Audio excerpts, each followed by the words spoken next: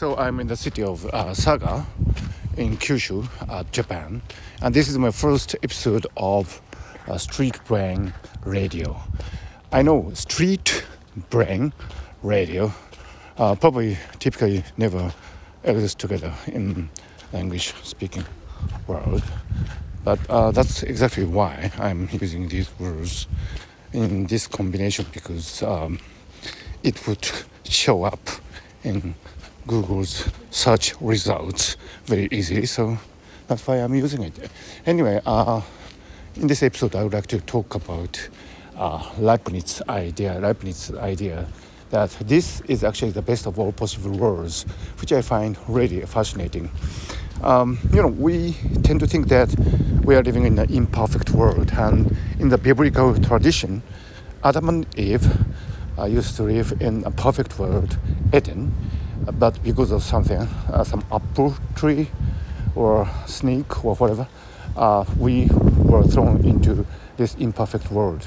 That is the original sin. And there are many different variations of this theme, but we tend to think that this world is imperfect, and in some theological traditions, people have asked why this is so. If God was well intended, why are there evil people and disasters, and what's natural and artificial, and why do we have to be dying at some time? Why are we mortal, and all these things? And these questions are, of course, well founded and justified, but you can't actually take these arguments straight into atheism, as some well-educated and really respectable people have done. For example, Mr. Stephen Fry, the great British comedian, arguably the greatest maybe, has argued that he doesn't believe in God because, for example, there are cancers that affect children, very young children, and also in Africa or other parts of the world, there are insects whose mission statement, so to speak, is to eat into the eyeballs of people. That's really terrible. There are many incurable diseases. So this is evidently an imperfect world. And according to Mr. Stephen Fry, if God was well intended, why is this so? I mean, this status quo of the world is just terrible, and why do we have to suffer? And he takes this as a kind of a justification for his position as an atheist, and which is understandable in a way, because if God indeed existed, and if it was within his power to make this world in any way he liked, then he could have made this world perfect, or at least better than this one. And God's failure to do that, for some people, is proof enough that this world is indeed devoid of divine intervention, and that is understandable. But Leibniz's idea about this world being the best of all possible worlds, I think, is profound and cannot be dealt with swift away by a stroke of hand like this one. And the reason is what I would like to describe now. And, for example, cancer. Of course, it is true that cancer sometimes affects very young people. Elder people, maybe you would say that you can understand it and, accept it because, genes would be damaged as time goes by, and which is something that is inevitable with old age and with the advancement of science and medicine. Hopefully we can overcome the cancer even in elder people, but cancer in younger people is just really terrible and should not exist in the first place. But having said that, cancer exists because of the same physiological condition in the cell, so to speak, that support our healthy body without cell dividing and proliferating and adapting to environment.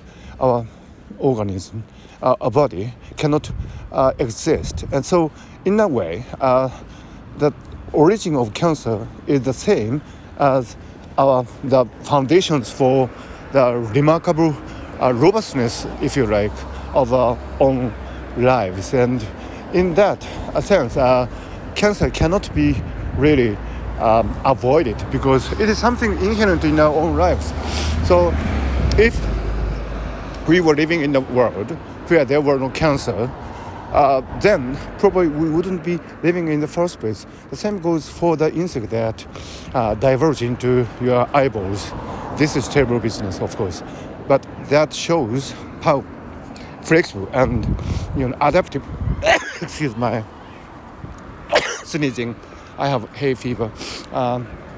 It is in the same spectrum as our own lives. Great adaptation to the environment. Indeed, this tendency of life forms to make use of environmental niches, ecological opportunities, we wouldn't have been here. Probably our ancestors, our great ancestors, would have used similar strategies to stay alive and, just produce offsprings and protect them. And, of course, from the human point of view, it is terrible that some insects eat into eyeballs or other parts of the body. But that is precisely their strategy to survive and evolve and proliferate. And according to the same principle, we are here. We are, very successfully here. So, this ingenuity of all living things, the very intelligence of, living organisms is actually what we made us great today as human beings. So you can't really have a world where we are and where these insects wouldn't be. That is not consistent, self-consistent. So, actually many things that we regard as evil in this world comes from the requirement of consistency. The same set of dynamics, the same set of parameters would give rise to good things and bad things. And you cannot just have good things. You cannot have a free lunch. You need to pay for that by what seems to be evil side effects. So when you think through all these, then it would appear that the reason why Voltaire criticized Leibniz was also not well-founded. It is well known that Voltaire wrote Candide, and which was a criticism of Leibniz's philosophy. And Voltaire was motivated to write this because there was a great earthquake in Portugal, and there was also a tsunami which killed many people, and that shattered Voltaire's worldview, and he didn't actually believe in Leibniz's philosophical optimism in the first place. But the occurrence of this earthquake finally made Voltaire sure that Leibniz was wrong. This is not actually the best of all possible worlds. But you can understand, you can follow Voltaire's line of argument, of course. But at the same time, if you have followed my own line of argument so far, you would have realized perhaps that the same set of dynamics, plate, tectonics, and Newtonian dynamics and quantum mechanics and all these things that make up this universe in general would have led to the earthquake and tsunami.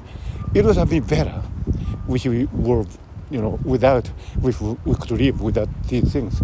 But the same set of dynamics would also provide us with the formation of the earth, the sun, and the tide and water and all these things. All these things cannot come without occasionally happening earthquakes and tsunami and so on. These things cannot be separated from the good things that are around us. So it's all part of the game. You cannot just have the beneficial things and escape from the bad things from a perspective. So from philosophical point of view, purely from the argument of consistency, I think Leibniz's position is possibly more acceptable than Voltaire's. You cannot just cherry pick what is superficially good for you and deny the existence of all these supposed evil in the world. So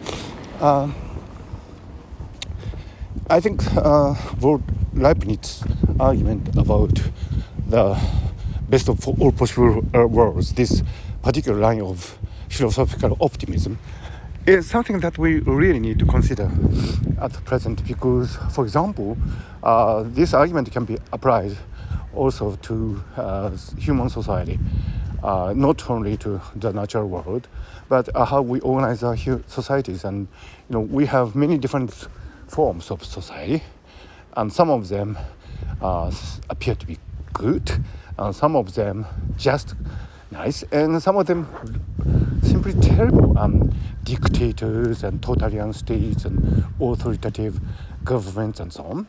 And of course, we would like to pursue universal values, human rights, freedom, equality, and so on. But at the same time, we really need to realize that many things are tightly connected so that we cannot treat them separately, one by one, and one thing would lead to another.